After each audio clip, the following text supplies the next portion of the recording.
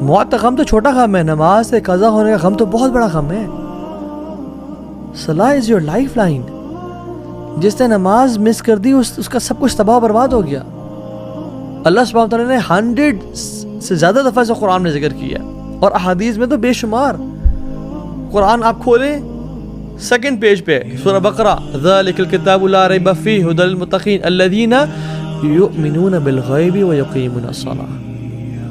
جو غیب پہ ایمان رکھتے ہیں اور نماز پڑھتے ہیں اور نماز کو قائم کرتے ہیں. صرف پڑھتے نہیں ہیں، قائم کا مطلب یہ ہے کہ ٹائم پہ پڑھنا، باجماعت پڑھنا، صحیح وضو کے ساتھ پڑھنا، مسجد جاتے ہوئے زینت اختیار کرنا.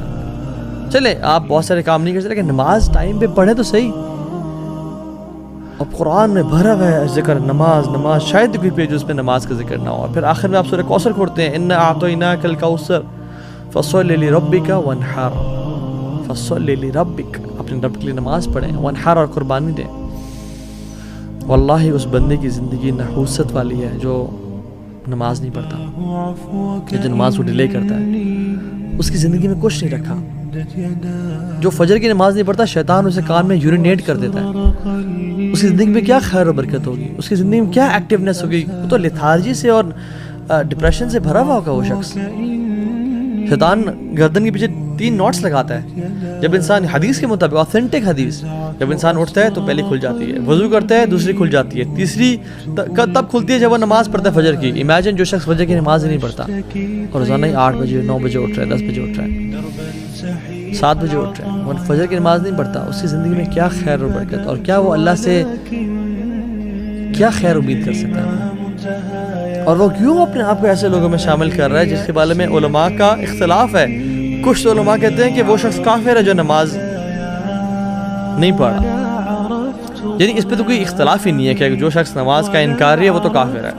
ٹھیک ہے، اس میں تو اختلاف کسی کو، جو اس میں تو اجماع ہے پوری امت کا. اختلاف اس پہ ہے کہ جو شخص نماز پڑھنا چاہتا ہے بٹ نہیں پڑھا، کچھ علماء کہتے ہیں کہ یہ کافر ہے، اس کو مسلمانوں کے قبرستان میں دفن نہیں کیا جائے گا، اس کا جنازہ نہیں پڑھا جائے گا، اس کو غسل نہیں دیا جائے گا. اور علماء تو یہ بھی کہتے ہیں کہ اس کو جب اس کی موت ہو نا تو دور کسی صحرا یا دور کسی جگہ میں گڑھا کھود کے اس کو وہاں پھینک کے آ جائے. اور دوسرے علماء کیا کہتے ہیں کہ کیا یہ بڑا نیک انسان ہے؟ نہیں، جو اختلاف ہے وہ ہے کہ یہ بہت بڑا کافر نہیں ہے تو فاجر ہے. دوسرے جو علماء کہتے ہیں کہ یہ فاجر ہے، بڑا گناہ گار ہے. کیا میں اور آپ اپنے آپ کو ایسے اسٹیٹمنٹ ڈالنا چاہتے ہیں جس کے بارے میں علماء، ایک گروپ آف علماء اسکالرز، بڑے بڑے اسکالرز کہہ رہے ہوں کہ وہ کافر ہے اور ایک کہہ رہے ہیں نہیں کافر نہیں ہے تو فاجر ہے، بہت بڑا گناہ گار ہے، بدبخت انسان ہے. اللہ اکبر.